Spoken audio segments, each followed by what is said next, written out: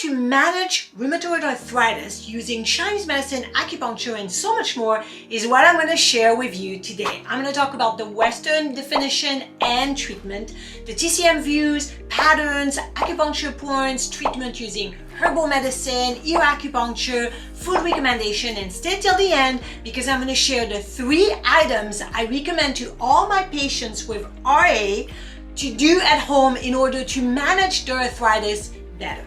Welcome back to my channel. If it's your first time here, I'm Clara from AcuPro Academy, and I create Chinese medicine and acupuncture content for students and practitioners, making it easy to grasp and fun to learn. Let's do this. As I said in the introduction, we are going to talk about how to manage rheumatoid arthritis or RA. So we're going to start with the Western definition and treatment options that patients have when it comes to RA. Rheumatoid arthritis is a chronic autoimmune condition that creates inflammation of the joints. It is most common in women and starts to develop between the age of 40 and 60.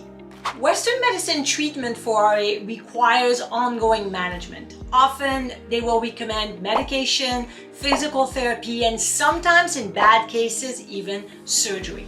Now let's look at the risk factors when it comes to rheumatoid arthritis. Age is a big one. So as we age, as we get older, we have more chance to develop it. Gender, unfortunately, women are more prone to developing RA. Obesity is a big one because carrying extra weight in the joints create more inflammation and therefore can contribute to RA developing. Occupation or jobs can also contribute to rheumatoid arthritis symptoms developing earlier, specifically when there's repetitive, ongoing weight-bearing exercise. I have a patient who came to see me years ago because he was on his knees all the time in his job and was developing more and more pain and started developing rheumatoid arthritis symptoms. So we were managing it because obviously 8 hours a day he was still on his knees in his job. So we cannot take the root cause away because unless he stops his job, that is still there. So we are going to manage it and allow him to be able to continue to work. Smoking also has been linked to contributing to rheumatoid arthritis symptoms. And diet, which is a big one. For those eating a lot of processed food, drinking alcohol, having a lot of acidic food like coffee, and eating a lot of sugar can contribute to create more inflammation in the body and therefore increase the chance of having symptoms of rheumatoid arthritis. RA is categorized in Chinese medicine as B syndrome, which is basically any disorders that cause pain, tingling, numbness, heaviness of any of the 4 limbs and is due to external pathogen invasion and qi stagnation. So RA is categorized as a B syndrome, and we're going to look at it when we look at the TCM pattern of diagnosis according to Chinese medicine. When it comes to causes according to Chinese medicine, it is very similar to the risk factors: smoking, diet, lifestyle, jobs, but also genetics, so weak essence. There's a lot of research that shows that Chinese medicine and acupuncture is very beneficial to manage rheumatoid arthritis, and I put the links below this video so you can check them out. Now let's look at the TCM pattern of diagnosis when it comes to RA. So let's look at the first stages, and you can see it's all about external pathogen invasion. So the first one is wind, damp, cold. And the swelling is the dampness, that makes sense. The heavy is the dampness, but the cold is the cool, painful joint, right? Because cold has tendency to stop circulation, create pain, and create blood stasis in the end, right? So we're going to be stiff upon rising in the morning. The joints are really stiff. We need to loosen up. We need to move blood. We need to have circulation, and then we feel a bit better. So there's restriction of movement because cold, again, creates blood stagnation or qi stagnation to start with. The pain is better with heat, of course, because there's a lot of cold, and it is affected by weather, which means when it's cold and damp weather, like in Vancouver in the winter, it is much worse. And this is why a lot of people that have arthritis feel so much better when they move to a dry, hot place like Arizona or Nevada. And that's why there are a lot of retiree people moving to those places because they feel so much better when it comes to their arthritic pain, right? The loose stools is the dampness as well. pale tongue with a white coat. The white coat is the cold. It could also have a greasy coat if there's a lot of dampness and a lot of swelling. And the pulse is wiry, which means liver qi stagnation, and slippery. So just like I said, it's a really typical B syndrome when it comes to the early stage of arthritis. The formula for this is Wenjing B tongue, which is really warming as well. And we can do also moxa on the joints and add all the points that I've listed in here. So we have bladder 17 to move blood, bladder 23, because usually this happens in older people, so it's good to really nourish the kidneys. Ren 4, and of course local point, Asher point, which can be wherever it is on the hand, the elbow, the knee, wherever the pain is going to be as well. You can add up more points, like gallbladder 34. You can add up other points to try to really mitigate the pain. You can add up Li4 if it's not too strong, if the person is not too old. Does that make sense? So I'm just giving you the basic. And then we look at the second pattern, which is a bit middle stage, but it's more wind, damp, heat. So there's still the dampness, which is swelling of the joints and heavy pain. However, in this instance, the pain is going to feel hot and it's going to look red when you look at it, and the person's going to sweat easily. There may be fever sometimes, so feeling hot all the time, thirst for cold drink, and dark urine. The tongue is red, which is the heat, with a thin yellow coat, which is still the heat, and it could have a greasy coat if the dampness was very prominent. And you can see on the pulse is slippery, rapid. Slippery is damp and rapid is heat, right? So we might not see all those symptoms. It's always a reminder that this is a basic and not everybody's going to have all the symptoms, right? The formula that is best for this is by Hu Jua.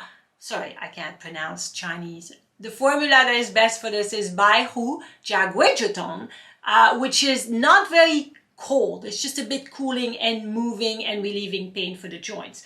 Du 14 is going to clear the heat with large intestine 11. Li4 is going to expel the pathogen. Spleen 9, which you could also put in the previous pattern as well because it clears the dampness. Sanjiao 5 is also good to clear the dampness and to relieve the pain in the joints. And of course, we want to do the Asher or the local point, right? And when it comes to that, and again, depending where the pain is mostly prominent. If you're enjoying my graphics so far and this whole information on rheumatoid arthritis, it is all part of my book, Chinese Medicine Treatment Made Easy. You can have the PDF format or you can have the book, a hard copy that ships all over the world if that's more your jam. No matter what, the link is below. If you haven't got your copy yet, I cover over 160 syndrome, Chinese medicine treatment for all of those to help guide you to help your patients better. Now let's get back to rheumatoid arthritis. Now let's look at the next patterns, which are more the later stage, meaning that the person has had this issue for quite a while now and it's developing further and further. So the first one is qi and blood deficiency plus phlegm.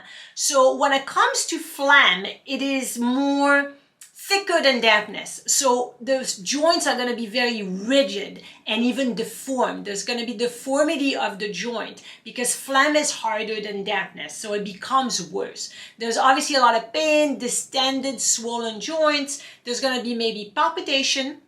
That's a qi deficiency and blood deficiency of the heart. There's going to be fatigue. That is quite often. The person's going to be pale face, pale lips, poor memory, fatigue, of course, but also poor focus, poor concentration, a pale tongue with a greasy coat. The greasy coat is a phlegm, and a slippery, weak pulse. The weak pulse comes from the qi and blood deficiency, and the phlegm, of course, is slippery. So one of the formula that's used for this is Huan Qi Wu Wu Gui Zhe Tong. Huan Qi is astragalus, which is really good to tonify blood and qi. And then Gui Zhe is cinnamon. Cinnamon is really good to relieve pain, and it's really good for improving blood circulation, and it's warming because when there's qi and blood deficiency, the person may start to feel a bit more on the cool side. When it comes to point, again, you can do moxa on the Asher point or the local point where the pain is. You want to use stomach 40 to clear the phlegm. And to tonify qi and blood, the best point is stomach 36 and the second best point is spleen 6. Those 3 points together are probably one of my favorite points. You can also add up gallbladder 34, which is the influential point of all sinews, which means joints, ligament, and tendons, which is really useful in this case.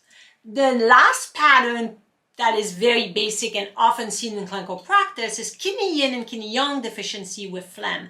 Because most of late stage people that have RA are going to be more older. So as we age, our kidney yin and kidney yang will slowly deplete. So there may be muscular atrophy because the person is so stiff and in pain, they don't move as much and they lose muscle mass. With nodules, which means deformity of the joints plus stiffness, and that's the phlegm again, just like in the case before. The pain gets worse with cold, so there's a bit more yang deficiency and it's worse with cold. Again, this is why a lot of people move to places where it's warmer and they can enjoy a better life without having to deal with a cold weather. There's also dizziness, that's more of a yin deficiency, but it could also be due to phlegm. Tinnitus, which is low pitch and constant, that's a kidney yin deficiency. Low back pain or knee pain, that is chronic, and that's a kidney deficiency in general. The tongue's going to be pale. If there's more yang deficiency, it would be swollen, but it could be cracked and dry if there was also yin deficiency showing on the tongue. Sometimes it's hard. It doesn't always show both yin and yang deficiency on the tongue, so it's not always easy. And the pulse is going to be deep for sure. And if there's more yin deficiency, it might be thin. And if there's more yang deficiency, it might be slow and very, very weak. The formula is a basic formula, which is Shan Qi Wan, which means kidney qi formula. And that is a very basic formula. It does not address the phlegm at all. It's just on a fine kidney. So we could use other, the formula for this is Shan Qi Wan, which means kidney qi formula, and it is going to address the kidney deficiency, but not necessarily the phlegm. When it comes to point, stomach 40, again, great for phlegm, and then the Asher or the local point, plus doing DO 4, REN 4, bladder 23, we could do kidney 3, kidney 6, trying to really tonify and nourish kidney yin and kidney yang as much as we can. However, if the person is really old, like past 80, 85, they're frail, they're atrophy, they're very weak, we don't want to overwhelm them with a lot of points. I'm from the school of thought that the least amount of point, but the right point is the best treatment than having a lot more needles on the patient, which takes a lot and can make them very tired, right? And we don't want to increase the fatigue because they're already depleted. I hope you're enjoying this content so far, and if you haven't subscribed to my channel yet, please do so you don't miss out on any future video. Okay, so now let's talk about the treatment option that we can add to help our patient manage rheumatoid arthritis. Number one is ear acupuncture or auricular acupuncture. These are going to be so helpful. You can put ear seeds and patients can press them, or of course, you can needle them. We're going to do liver, spleen, and kidney. And then we're going to add up sympathetic. And then we can add up area that are affected. If it's the wrist, if it's the knee, if it's the shoulder, if it's the hip, that's what we're going to add up on the ear. Number two would be moxa, because we want to bring blood circulation to the area to relieve the stiffness and the pain, specifically for those that have the pattern of wind damp cold or yang deficiency. Moxa is going to help the symptoms of pain and stiffness because it brings blood circulation. Number three is exercise. If we don't use it, we lose it. It's really important to tell patients that they need to go for walks. They can try yoga, tai chi, qigong, but they need to move. For some patients, going swimming is really good. However, if there's a lot of dampness, swimming may make it worse. So what we want to do is really adapt to what the pattern is and recommend exercise that is gentle but effective in relieving all that stiffness. Fourth, relaxation techniques. Stress can really increase the symptoms of RA, unfortunately, so it's really important to tell the patient that they need to find ways to manage stress. It could be meditation, deep breathing exercise, going for walks outside, fresh air, forest bathing, anything that's going to help them relieve the stress. 5. Chinese herbal therapy. Apart from the formulas, we can recommend patients to drink teas that are really well known to decrease the pain, like turmeric, ginger, rosemary, very good for all rheumatoid arthritis patients. Specifically rosemary and ginger for patients that feel cold or have wind damp cold or yang deficiency, because those are very warming. Makes sense, right? Turmeric is very good at bringing blood circulation, so it's really good for those patients as well. And the last one is diet, because that's really the key to managing inflammation of the joints. It's really important to tell patients to avoid processed food, acidic food like coffee, alcohol. For some people, dairy, because it creates more dampness and phlegm. Gluten can also affect arthritic patients. All this inflammatory food needs to go, and we need to replace it with really healthy whole food, specifically things like leafy green, cooked food, nuts, seeds, omega-3 fatty acids like salmon and sardines. And we also need to be mindful of nightshades vegetables like tomatoes, potatoes, bell peppers, zucchinis, because they are often a little bit of an exacerbation for rheumatoid arthritis patients. So the key here is to look for what makes it worse and avoid it. And everybody's different, because as you know, in TCM, we treat the person as a whole, not the disorder. So we have to adapt to each patient. Now, here's the bonus tips we talked about at the beginning of this video. The 3 tips to tell your patients to do at home to manage their rheumatoid arthritis. Number 1, as I said earlier, is exercise. Qigong is fantastic to relieve the stiffness, to keep moving, but it's gentle. It doesn't put a lot of stress on the body. 2, taking supplements like vitamin D, chondroitin, glucosamine, omega-3. Those are great to, as an addition, to help to manage arthritis. And the 3rd tip is managing stress. It's really important that the patient has a life that is low in stress, or is managing it the best of their ability by journaling, doing meditation, deep breathing exercise, going out with friends, enjoying life. This is really important to help patients identify what can make them release the stress and bring it down. Did you know I created a lot of videos on acupuncture for pain?